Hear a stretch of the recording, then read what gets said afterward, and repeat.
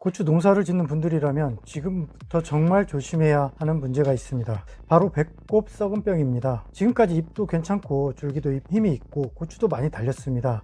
그런데 지금처럼 비 없는 마른 장마에 폭염이 시작되고 며칠 지나면 이상한 현상이 나타납니다. 고추 끝 부분이 검게 변하기 시작합니다. 처음에는 한두 개 보이거든요. 그때 몇 개니까 괜찮겠지 생각합니다. 그런데 며칠 지나면 그 개수가 점점 늘어납니다. 수확하려고 했던 고추가 상품성을 잃고 농사지은 입장에서는 정말 속상한 상황이 됩니다. 그런데 대부분 농가에서는 이렇게 생각합니다. 배꼽 썩은 병은 칼슘 부족이니까 칼슘제를 줘야 한다. 그래서 칼슘제를 줍니다. 관주도 하고요. 그런데 칼슘을 줬는데도 계속 이 배꼽 썩은 병이 발생하는 밭이 있습니다. 왜 그럴까요? 정말 칼슘이 부족해서일까요?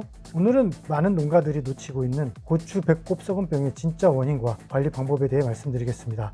오늘 영상 끝까지 보시면 배꼽 썩은 병의 원인과 근본적인 해결 방법까지 알 수 있을 것입니다. 그러니 끝까지 시청해주세요. 첫 번째 질문입니다. 배꼽 썩은 병은 정말 칼슘 부족 때문에 생기는 건가요? 결론부터 말씀드리면 칼슘과 관련은 있습니다. 하지만 정확하게는 조금 다릅니다. 배꼽 썩은 병은 단순히 토양에 칼슘이 없어서 생기는 경우보다 칼슘이 있어도 작물이 필요한 곳까지 이동하지 못해서 발생하는 경우가 많습니다. 이 차이를 이해해야 합니다. 농가에서는 흔히 이렇게 생각합니다. 칼슘을 넣었으니까 이제 해결되겠지? 이제 해결됐겠지? 하지만 작물은 사람이 비료를 먹는 것처럼 바로 흡수하는 것이 아닙니다. 토양 속에 양분이 있어야 하고 뿌리가 흡수해야 하고 물과 함께 이동해야 하고 필요한 조직에 도착해야 합니다. 즉 토양에 칼슘이 있다는 것과 작물이 칼슘을 이용한다는 것은 전혀 다른 문제입니다. 두 번째 질문입니다. 그럼 왜 폭염이 오면 배꼽 썩은 병이 많아질까요? 가장 큰 이슈는 수분 이동과 관련이 있습니다. 식물은 뿌리에서 물을 흡수합니다. 그리고 잎에서 수분을 날려보내면서 살아갑니다. 이것을 증산작용이라고 합니다. 평상시에는 뿌리가 흡수하는 양과 잎에서 사용하는 양이 어느 정도 균형을 이룹니다. 그런데 폭염이 오면 상황이 달라집니다. 낮 기온이 35도 이상 올라가면 잎에서는 엄청난 양의 수분을 잃습니다. 그러면 식물은 살아남기 위해 계속 물을 끌어올립니다. 그런데 이 과정에서 물 이동이 잎 쪽으로 집중될 수 있습니다. 왜냐하면 식물 입장에서는 잎이 광합성을 담당하는 중요한 기관이기 때문입니다. 그러다 보면 상대적으로 열매 쪽, 특히 고추 끝 부분까지 칼슘 이동이 부족해질 수 있습니다.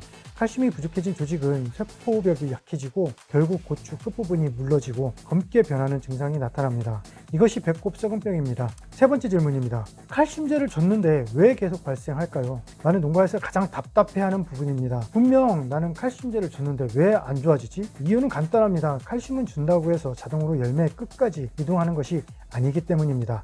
가장 중요한 것은 뿌리입니다. 뿌리가 건강해야 뿌리가 물을 흡수를 하고 물을 흡수해야 칼슘도 함께 이동합니다. 그런데 뿌리가 약해져 있으면 어떻게 될까요? 토양 속에 칼슘이 있어도 작물은 그것을 제대로 가져오지 못합니다.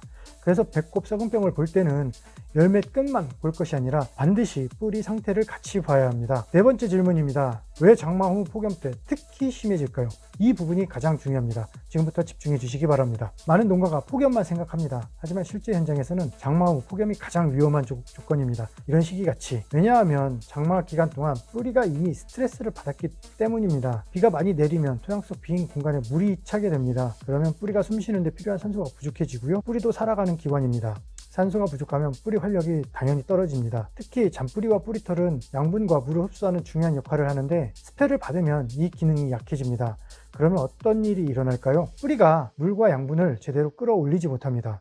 그 상태에서 폭염이 오면 문제가 더 커집니다. 잎에서는 계속 물을 요구하고요. 열매는 계속 커져야 합니다. 하지만 뿌리는 공급 능력이 떨어져 있습니다. 결국 작물 내부의 균형이 깨지고 배꼽 썩음 같은 생리장애가 발생하게 되는 것입니다. 다섯 번째 질문입니다. 그럼 칼슘만 관리하면 되는 걸까요? 여기서 많은 농가가 놓치는 부분이 있습니다. 바로 붕소입니다. 배꼽 썩은병 이야기를 하면 대부분 칼슘만 생각합니다. 하지만 작물이 정상적으로 조직을 만들고 열매를 키우는 과정에서는 칼슘 하나만으로는 충분하지 않습니다. 칼슘은 식물 세포벽을 구성하는 중요한 성분인데 쉽게 말하면 식물 조직을 단단하게 만들어주는 역할을 합니다. 그런데 붕소도 중요한 역할을 합니다. 붕소는 세포벽 형성과 조직 발달 과정에 관여하고 새롭게 만들어지는 조직이 정상적으로 성장하는 데 필요한 성분입니다. 특히 고추처럼 계속 꽃이 피고 열매가 만들어지는 작물에서는 더욱 중요합니다. 여섯 번째 질문입니다. 그럼 칼슘과 붕소는 어떤 관계인가요? 농가에서는 이렇게 생각할 수 있습니다. 그럼 칼슘만 많이 주면 되는 거 아닌가? 그렇지 않습니다. 작물은 하나의 성분으로 움직이지 않습니다. 사람도 물만 마신다고 건강해지는 것이 아니듯 작물도 특정 성분 하나만 많다고 좋은 것이 아닙니다. 칼슘은 조직을 만들고 붕소는 세포벽 형성과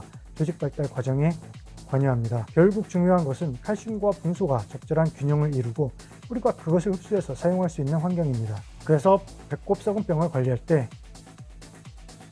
칼슘 부족인가만 볼 것이 아니라 작물이 칼슘과 붕소를 제대로 흡수하고 활용할 수 있는 상태인가를 봐야 합니다. 7번째 질문입니다.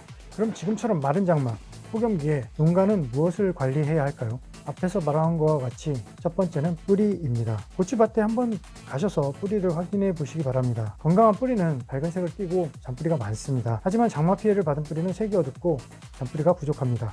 이런 상태에서는 아무리 좋은 양분을 줘도 효과가 떨어질 수밖에 없습니다. 두 번째는 토양 수분입니다. 폭염이라고 해서 무조건 물만 많이 주는 것도 좋지 않습니다. 말랐다가 갑자기 물이 많아지는 환경은 뿌리에 더 큰 스트레스를 줍니다. 중요한 것은 일정한 수분 유지입니다. 세 번째는 양분 균형입니다. 고추는 열매를 계속 생산하는 작물입니다. 그래서 칼슘 하나만 보는 것이 아니라 칼륨, 붕소, 규산 등 전체적인 균형을 봐야 합니다. 농사를 하다 보면 항상 문제가 발생한 뒤 원인을 찾게 됩니다. 하지만 배꼽 썩은병은 눈에 보이기 전에 이미 작물 내부에서는 문제가 진행되고 있습니다. 지금 고추밭을 보실 때 열매 끝 부분만 확인하지 마시고 잎 상태, 줄기 상태, 그리고 반드시 뿌리 상태까지 함께 확인해 보시기 바랍니다. 배꼽 썩은병은 단순히 칼슘 부족 문제가 아닙니다. 뿌리가 건강해야 칼슘이 이동하고 칼슘과 붕소 균형을 이루어야 건강한 열매가 만들어집니다. 폭염기 고추 관리의 핵심은 좋은 자재를 찾는 것보다 먼저 작물이 양분을 받아들이고 활용할 수 있는 환경을 만들어주는 것입니다. 지금까지 영상이 도움이 되셨다면 좋아요와 구독 부탁드리겠습니다. 올해 폭염 속에서도 건강한 고추 농사 되시길 바랍니다. 감사합니다.